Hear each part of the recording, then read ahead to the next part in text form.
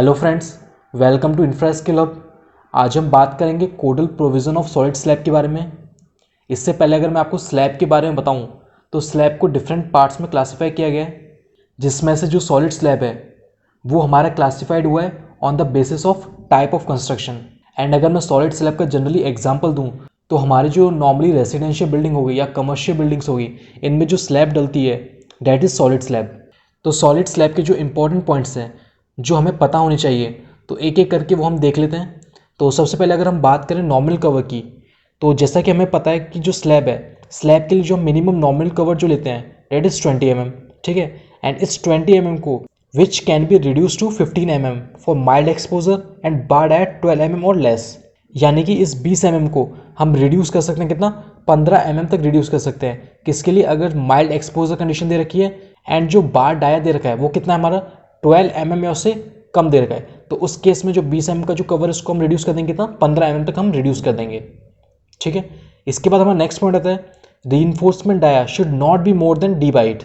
तो स्लैब में हम जो रीइंफोर्समेंट डालते हैं, स्लैब में जैसा कि हमें पता है कि दो तरह की रीइंफोर्समेंट डलती हैं, एक होती है मेन रीइंफोर्समेंट एंड दूसरी होती है सेकेंडरी या फिर डिस्ट्रीब्यूशन रीइंफोर्समेंट, ठीक है।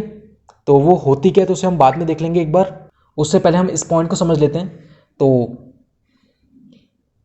तो ये पॉइंट हमें ये कह रहा है कि जो मैक्सिमम डाया होगा रीइंफोर्समेंट का, चाहे वो मेन बार में डला हो चाहे सेकेंडरी या फिर डिस्ट्रीब्यूशन रीइंफोर्समेंट डला हो, वो हमने कितना लेना है? वो हमने लेना है D/8। ये अपना मैक्सिमम है, इससे ज़्यादा हम नहीं ले सकते। एंड यहाँ पे डी क्या है? यहाँ पे डी है हमारा थिकनेस ऑफ स्लैब दे रखी है, ठीक है। फिर एक क्वेरी आती है कि अगर मैक्सिमम हम इतना ले सकते हैं तो मिनिमम कितना डाया बार हम यूज़ में ले सकते हैं स्लैब के केस में। तो अगर मैं स्लैब के लिए बताऊं तो जो मिनिमम डाया ऑफ बार जो हम एडॉप्ट कर सकते हैं दैट इज़ 8 mm। 8 mm से कम नहीं जाते हैं। एंड जनरली जो हम लेते हैं 8 mm, 10 mm एंड 12 mm, यही डाया हम यूज़ में लेते हैं रेसिडेंशियल बिल्डिंग के केसेस में। इसके बाद हम अपना नेक्स्ट पॉइंट देख लेते हैं कि जो मिनिमम रीइंफोर्समेंट है वो हम कितना प्रोवाइड करते हैं। तो उसका भी IS 456-2000 में एक क्राइटेरियाज गिवन है। तो अगर मैं बात करूँ तो ये डिपेंड करता है हमारा ग्रेड ऑफ स्टील के ऊपर कि हम कितना मिनिमम रीइंफोर्समेंट देना है। जैसे कि अगर मैं बात करूँ फॉर माइल्ड स्टील यानी कि FE 250 के लिए, FE 250 के लिए, FE यहाँ पे क्या होता है हमारा यील्ड स्ट्रेस होती है, ठीक है। तो FE 250 के लिए अगर मैं बात करता हूँ यानी कि माइल्ड स्टील के लिए, तो जो मिनिमम रीइंफोर्समेंट हम प्रोवाइड कर सकते हैं, कितना कर सकते हैं? 0.15% of gross area. And for HYSD बार यानी कि FE 415 के लिए हम जो मिनिमम रीइंफोर्समेंट प्रोवाइड कर सकते हैं वो कितना कर सकते हैं हम? 0.12% ऑफ ग्रॉस एरिया। इसके बाद इसमें हमारा नेक्स्ट पॉइंट आता है कि अगर मिनिमम रीइंफोर्समेंट इतना लेते हैं तो मैक्सिमम रीइंफोर्समेंट कितना लेंगे। तो एक चीज़ मैं क्लियर कर देता हूँ, IS कोड में मैक्सिमम रीइंफोर्समेंट कितना लें उससे रिलेटेड कुछ नहीं कहा गया है, लेकिन जनरली एज पर एक्सपीरियंस जो हम मैक्सिमम रीइंफोर्समेंट मान के चलते हैं जब हम डिज़ाइनिंग करते हैं, तो वो हम लेते हैं कितना? जो मैक्सिमम रीइंफोर्समेंट हम जो मान के चलते हैं वो हम मानते हैं 1% ऑफ ग्रॉस एरिया से 2% ऑफ ग्रॉस एरिया, ठीक है। 1% ऑफ ग्रॉस एरिया से 2% ऑफ ग्रॉस एरिया हम मान के चलते हैं, मैक्सिमम रीइंफोर्समेंट हम इतना लेंगे। अब इसे एक एग्जांपल के थ्रू समझ लेते हैं कि minimum reinforcement 0.15% of gross area, इसका मतलब क्या है, ठीक है। तो जैसा कि अगर मैं बात करूं यहाँ पे, मैं मान लेता हूँ हमारी एक स्लैब है 3x4 मीटर की, ठीक है। एंड इसकी जो डेप्थ है स्लैब की वो मैं मान लेता हूँ, एज्यूम कर लेता हूँ कितनी है, 125 mm है। तो मिनिमम रीइंफोर्समेंट हमने कितना लेना है? 0.15% ऑफ ग्रॉस एरिया लेना है। तो इसे मैं कर दूंगा इक्वल्स टू 0.15%, परसेंट है तो इंटू 1/100 हो जाएगा, ठीक है, इंटू ग्रॉस एरिया। तो ग्रॉस एरिया कितना लेंगे? ग्रॉस एरिया हम लेते हैं इंटू B इंटू D, ठीक है। विड्थ इंटू डेप्थ लेते हैं। अब यहाँ पे विड्थ क्या लेनी है और डेप्थ क्या लेनी है वो भी हम एक बार देख लेते हैं। तो ये हम लेंगे 0.15 इंटू 1/100 इंटू विड्थ। एक चीज़ याद रखनी है, जो हम विड्थ लेते हैं वो हम 1 मीटर मान के डिज़ाइन करते हैं, ठीक है। इसमें हम एज्यूम करते हैं कि हम 1 मीटर के लिए हर चीज़ डिज़ाइन कर रहे हैं। तो विड्थ यहाँ पे हम कितना लेंगे? 1 मीटर, और यहाँ पे हर चीज़ mm में, तो कितना हो जाएगा? 1000 mm हो जाएगा, इंटू डेप्थ। डेप्थ कितनी दे रखी है हमें? 125 mm।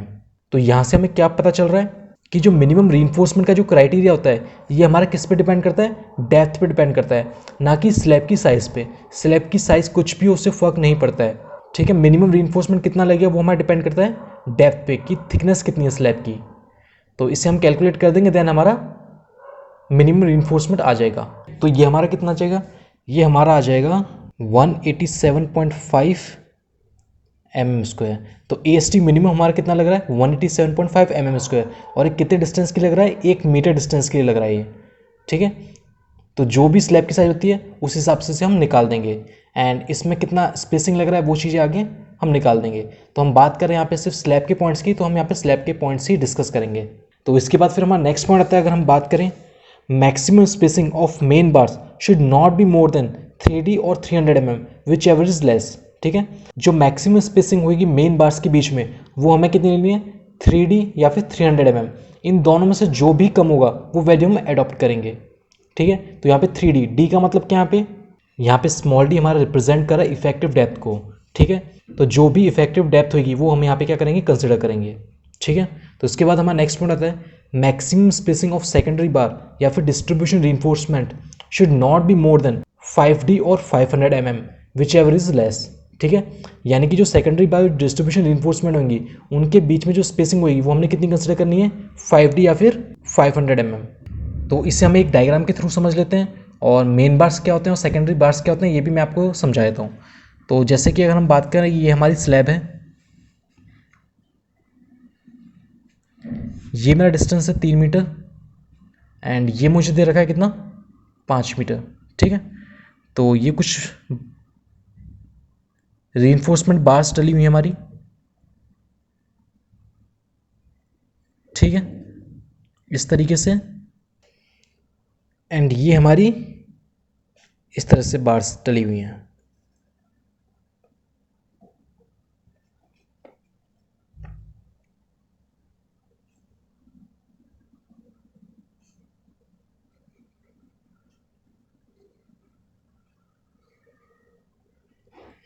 तो अगर मैं इसमें बताता हूँ आपको कि इसमें मेन बार्स कौन सी हैं और सेकेंडरी या फिर डिस्ट्रीब्यूशन रीइंफोर्समेंट बार्स कौन सी हैं, तो जो शॉर्टर साइड जो हम बार डालते हैं, जो भी शॉर्टर साइड जो बार डलती हैं उसको हम बोलते हैं मेन बार्स।